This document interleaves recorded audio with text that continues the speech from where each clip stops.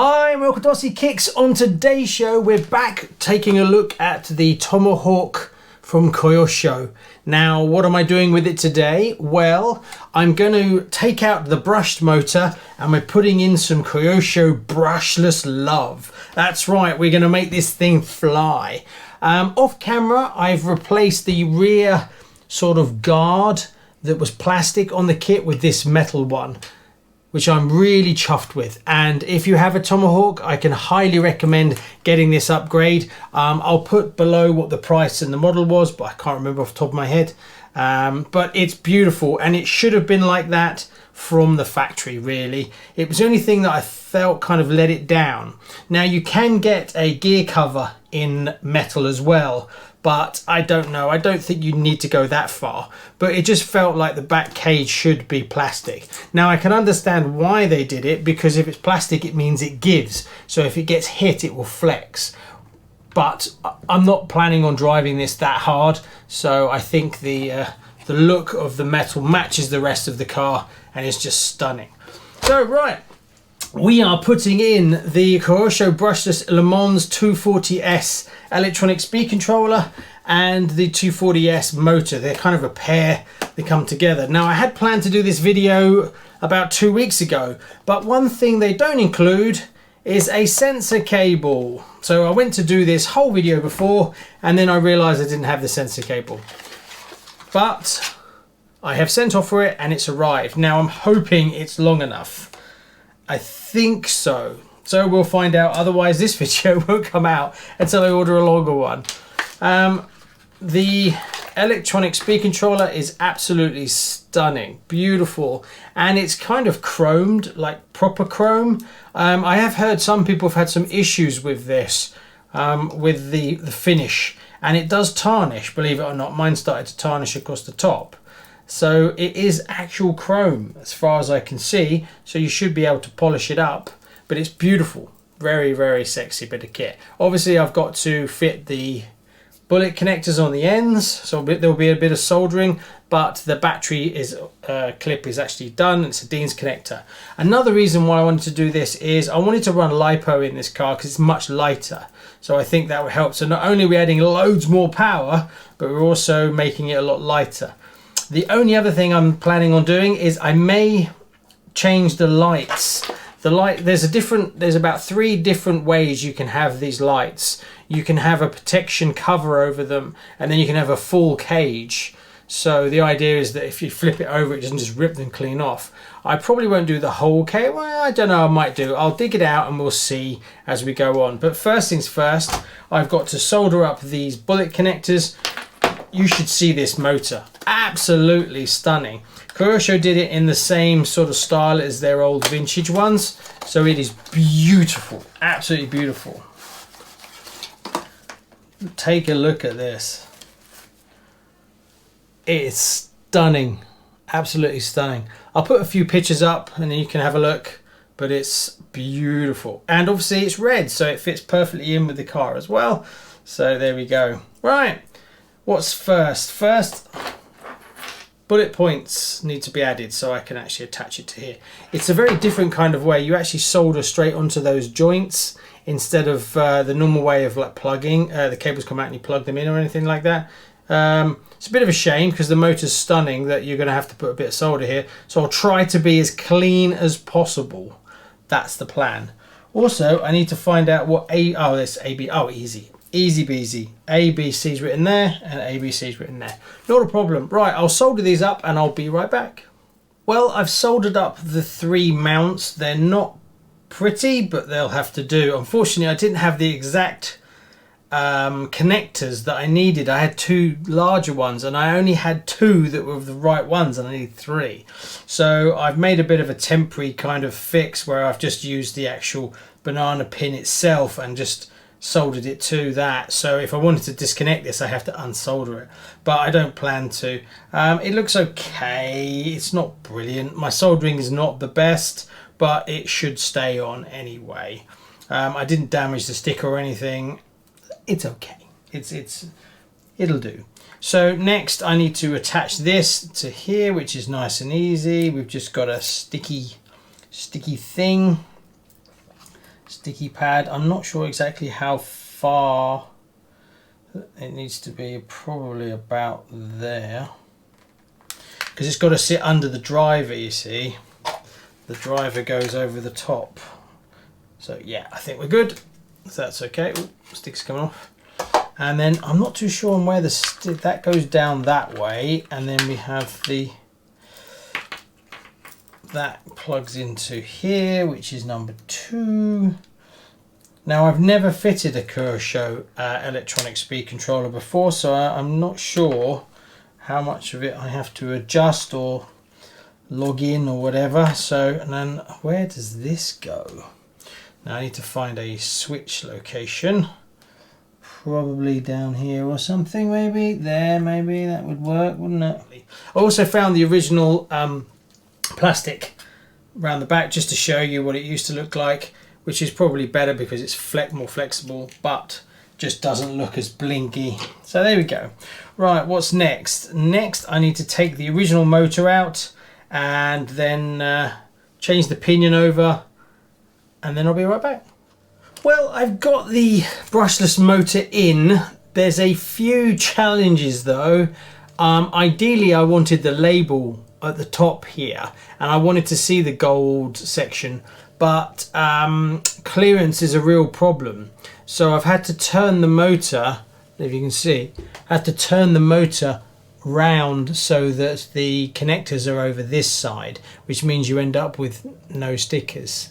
The sticker is actually inside, which means it will protect it more, but it just looks quite nice on the shelf. There is an actual extra sticker that's in the box, which is funny enough, so I don't know whether you can actually attach that there. I may do that later. Now, turns out, after sending off for the sensor wire, I found 2 more. Luckily, one was smaller and one was bigger. So the one I ordered was actually too short, so I had to use the longer one. So I don't know if this happens to you, but once you start building up a bit of a collection of bits and pieces, sometimes you forget exactly what you've got, and then you order it, and then it turns out you had something that would have worked perfectly fine in the first place. Yeah, I know, yeah, well, I should actually make a big list of all the parts I have, but that would take so long. So yeah, stupid, but hey, I got it working, so that's fine. Now, the next thing I've got to do is sort out the wiring and cut out a little bit of a section here to allow the wires to go through. It is very tight. There's not actually a lot of space in this buggy if you want to run the driver as well. But next I'll neaten it all up and I'll come right back, and then hopefully after that we can fire it up, see what it's like, and take it for a blast in the garden. So let me clear this mess up, and hopefully the driver will fit over the top quite nicely. Be right back. Wow, that was a fight. There is no space in this buggy whatsoever. I managed to get it in, but on the cover it basically lets you cut out for 3 wires. So it is set up for the brushless, but you need to have an additional hole for your battery cable. You have to have an additional hole for your power switch and your servo. You also need to have an aerial, and you have the sensor wire as well. So I've made an additional aerial, sensor wire, battery hole, servo hole, to get it to all fit on, just so you can have the driver in the car. It is super tight, and I hope it fits. I hope it all fits. You can actually, one nice thing is, because it's like that, you can just stuff the cable in afterwards, and it looks pretty good like that. So next, what have I got to do next? Next, we've got to put a battery in it, fire it up and test it to make sure it actually works. I hope so, because I don't want to dismantle this again. I should have really tested it before I put it all together. But hey, I didn't say I was any good at this. What I used was, I used some snips to cut a hole, and then I filed down the edges to get a nice round lip, so they look like they're supposed to be there. So that all fits. So it looks fine once it's done. It's a little bit of a pain around the back, but I got it in, that's fine. And then where I cut it out and I wore it away with the file, I then put some black paint pen so they look like they're supposed to be there from that point of view. So that's good. Look, check out what I've got now, hey? After you lot badgered me for so long, I actually bought some, and to be honest with you, they're actually pretty good. Obviously, I'm not sponsored by them or anything, but yeah, I'm quite chuffed with them. And they're not as expensive as you think when you work out what you actually get in the pack. So yeah, I can recommend them. From that point of view, right, I'm going to go and get a battery, then I'm going to fire up the receiver and see if it works. What do you reckon? I'm really interested to see how fast this thing is. I don't really want to be seeing it doing crazy wheelies, but a little bit more speed would be nice, but we'll find out. Right, well, I finally got it working. I had to take it apart again, and the reason, it was just completely dead. Nothing worked at all, so I was getting a bit worried. So I thought it was to do with the sensor cable, but it turns out that I just plugged the electronic speed controller into the receiver, not on number 2 but number 3, and number 1, which was the servo, was in number 2. But they look really close together because the receiver for these is very small, so that's my excuse why everything was completely dead. So I was worrying that the actual electronic speed controller, because I've never used a Kyosho one before, was completely dead. And I bought these a long time ago. I bought these about 6 months ago thinking that I was going to use them, and they've sat there. So I was like, oh no, they're dead, it's dead. Anyway, my fault, though. That's what happens. So it's now working.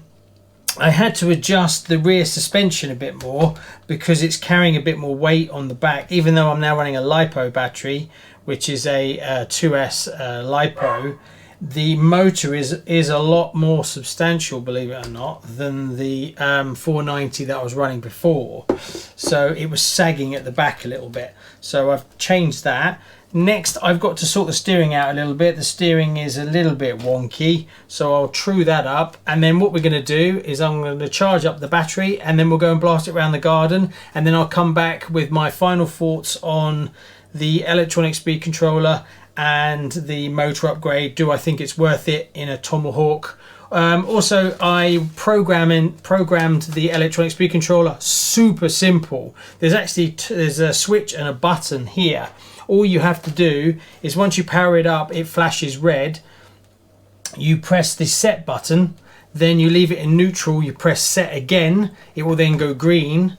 You then do full acceleration, you press it again, it then flashes twice, you push it all the way to reverse, you press it again, and it's set. It's as easy as that. So from a setup point of view, it doesn't get much better, and there's a little LED right on it. Obviously, when I plugged it in, the LED went red because it wasn't set up, and obviously it wasn't connected to the receiver correctly, but until I took the driver off, I didn't know that, so I thought it was dead. So anyway, I waffle on. So next, let's take it for a blast around the garden.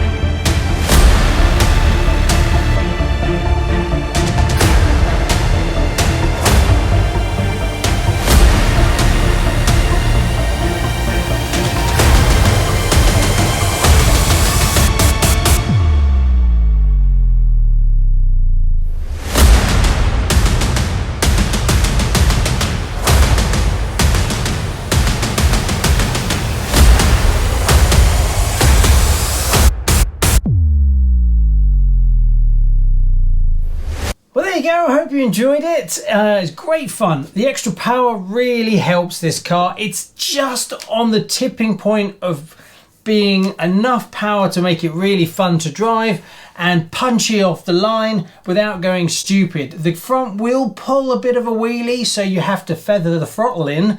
I'm going to try and address that by putting some stick-on wheel weights on the front. I did hope to find them to bring them for this video to show you them, but there's 2 places underneath here, and you can also put some more under here, which I think will transfer a bit more weight to the front, and that means that it'll be less likely to wheelie, so you can get more power down. I need to glue the tyres now because the extra power is making the tyres start to come off, and the tyres are super soft as well. These are perfect for the grass and mud and things like that, so I won't change them because mainly I'll be driving it in the garden, to be fair. Well, would I recommend the Kyosho Le Mans 240S motor and electronic speed controller? Well, they're beautiful quality, especially the motor. The motor is absolutely stunning, beautiful, and it goes with the car, and yeah, so I would recommend it from a quality point of view. Do I think it's value for money? Well, they're a little bit expensive and they're becoming hard to find already. So you can get much better bang for your buck. It wouldn't take much to get this kind of power.